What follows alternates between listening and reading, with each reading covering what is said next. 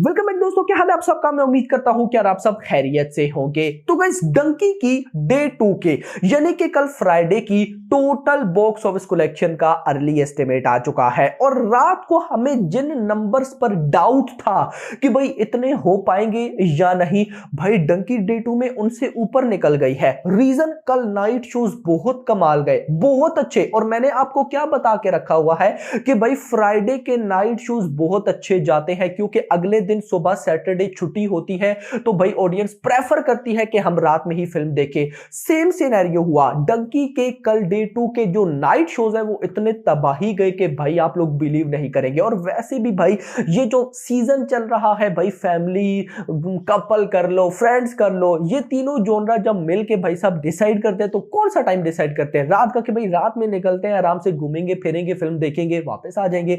सो इसकी वजह से बॉक्स ऑफिस कलेक्शन बहुत इंक्रीज होने वाली है। अब कितनी बॉक्स ऑफिस कलेक्शन, क्या सीन है, कंप्लीट बताता हूं। लेकिन उससे पहले अगर आपने अभी तक वीडियो को लाइक एंड चैनल को सब्सक्राइब नहीं किया तो कब करोगे यार, जल्दी से करो ताकि ऐसी अपडेटेड वीडियोस आपको मिलती रहे। तो सबसे पहले मैं आपको बताता चलूं, कल डे 2 फ्राइडे के अंदर भाई साहब मॉर्निंग में ऑक्यूपेंसी थी 16.54%, आफ्टरनून में चली गई 24.73%, इवनिंग में चली गई 34.32% एंड नाइट में चली गई 50%। मेरा भाई, यानी कि देख रहे हो, मॉर्निंग में 16%, आफ्टरनून में 24%, इवनिंग में 34%, नाइट में सीधा 50%। और भाई साहब इसके बाद जरा रीजन वाइज ऑक्यूपेंसी देखें, क्योंकि कल रात के टाइम जब आपको मैंने मुंबई, दिल्ली, एनसीआर, पुणे की ऑक्यूपेंसी बताई थी, तो क्या चल रहा था भाई साहब, 10 से 20% ज्यादा थे, और भाई साहब 20 से 30% बहुत लिमिटेड कि इतनी ऑक्यूपेंसी थी। नाउ देखो, मुंबई के अंदर 700 शोज थे, और इन 700 शोज में से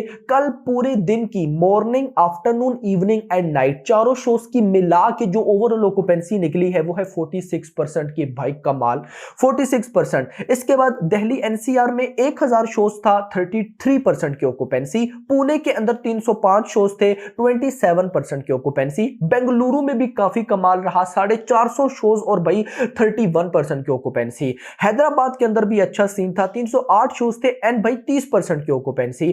कोलकाता के अंदर भी बहुत फिट सीन था, 300 शोज थे, लगभग 39% की ऑक्यूपेंसी। नाइस मेरा भाई। अहमदाबाद के अंदर कम थे, 450 शोज थे, बट ऑक्यूपेंसी 20% की है।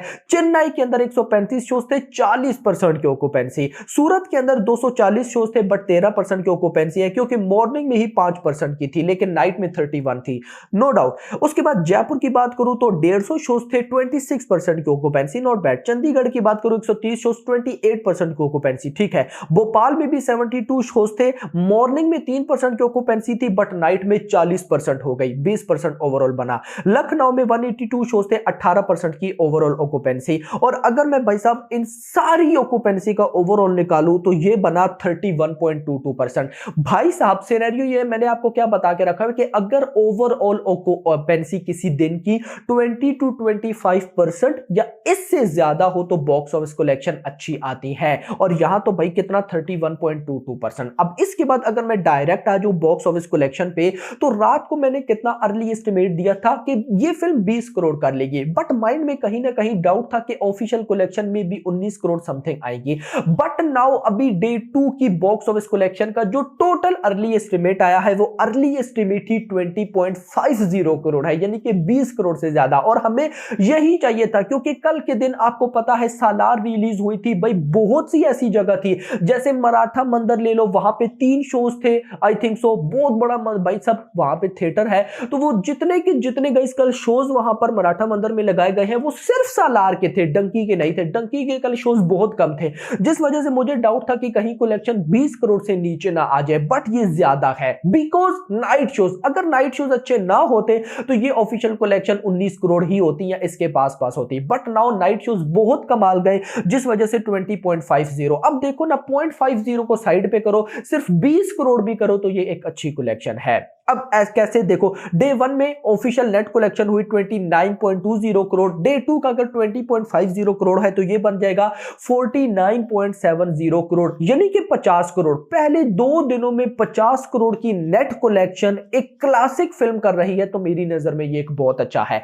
क्यों मैं ऐसा बोल रहा हूं, क्योंकि भाई देखो इंडिया के अंदर फिर वही बात आ जाती है भाई, 85% ऑडियंस मास मसाला फिल्म देखी है, और वो भी सालार जैसी फिल्म हो, भाई साहब क्या करते हो। तो भाई उसके बाद भी अगर ये फिल्म इतनी कलेक्शन कर रही है पहले 2 दिनों में 50 करोड़, तो ये बहुत अच्छी है। अब ये बहुत लोगों को ना कम लग रही होगी, नहीं देखो इस फिल्म का बजट है 150 करोड़, और वो भी पूरा नहीं है। यस, इस फिल्म का बजट था 120 करोड़ रुपए जिसमें ये फिल्म बनी है, बाकी 30 करोड़ के ऊपर नीचे प्रमोशन कर लो, लेकिन वो भी हुई नहीं थी। लेकिन 150 करोड़ मान लिया, 150 करोड़ का बजट, पहले 2 दिनों में कितनी नेट कलेक्शन होगी, 50 करोड़। में अभी ओवरसीज एंड ग्रॉस कलेक्शन को छेड़ ही नहीं रहा, जस्ट भाई साहब आप नेट कलेक्शन देखो। इंडिया से पहले 2 दिनों में 50 करोड़ की नेट कलेक्शन, आज है डे 3, मिनिमम 30 करोड़ पक्का है। अगर 30 करोड़ आता है, 50 और 30 ये हो गए 80 करोड़ रुपए।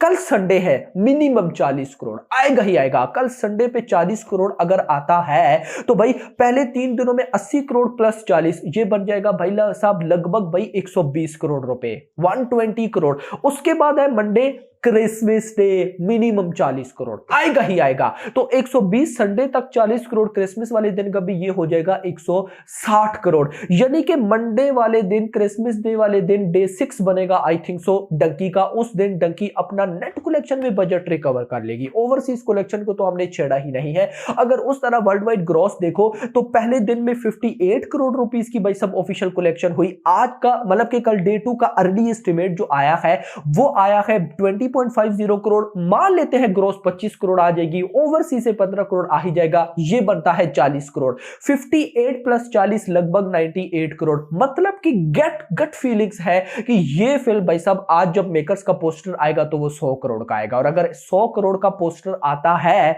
तो बवाल हो जाएगा मेरा भाई। और क्या चाहिए, मतलब पहले 2 दिनों में वर्ल्ड वाइड ग्रॉस 100 करोड़, आज भाई साहब 30 करोड़ का अर्ली एस्टिमेट है। डे 3 पे ग्रॉस बनेगी लगभग 40 करोड़ के आसपास, क्योंकि ज्यादा ही आएगा। ओवरसीज अगर 20 करोड़ भी आता है 60 करोड़।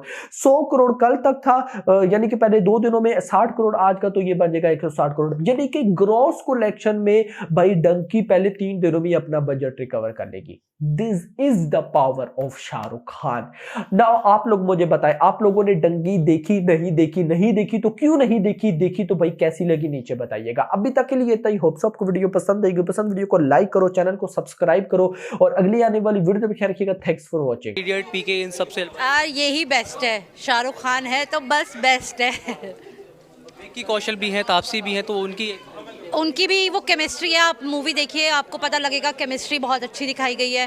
बेसिकली डंकी है, इलीगल तरीके से जो लोग बाहर जाते हैं वो कैसे जाते हैं, लेकिन सारे इमोशंस मूवी में सब कुछ है, तो it is the best movie. Engaging है मूवी, बहुत अच्छी, बहुत अच्छी। Out of 5 rating?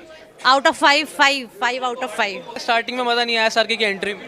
नहीं, ऐसा कुछ नहीं है। पूरा एंटरटेनिंग, पूरा पैकेज, पूरा प्लॉट सेट किया था राजकुमार हिरानी ने, जैसा 3 इडियट्स या पीके में किया था, एग्जैक्ट ऐसा ही किया था, और पूरी उम्मीदों पे खरी उतरी है पूरी की पूरी मूवी। ये साल रहने वाला है शाहरुख का? अरे बिल्कुल यार, पूरा रहेगा। 100 करोड़ फिर क्लब में शामिल होगी ये मूवी, 100%।